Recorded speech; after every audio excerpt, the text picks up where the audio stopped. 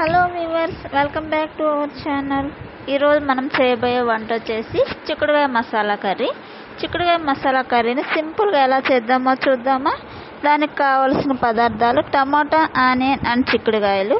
వాటిని బాగా కడిగి కట్ చేసి పెట్టుకోవాలండి. నెక్స్ట్ ఒక ప్యాన్ పెట్టుకొని అందులో కొంచెం ఆయిల్ వేసి అందులో కొంచెం పోపు దినుసులు వేసి నెక్స్ట్ మనం కట్ చేసి పెట్టుకున్న ఆనియన్ అండ్ చిక్కుడుకాయలు వేసి బాగా ఫ్రై చేయాలి. చిక్కుడుకాయలు వచ్చేసి ఉడకబెట్టి కూడా చేసుకోవచ్చండి.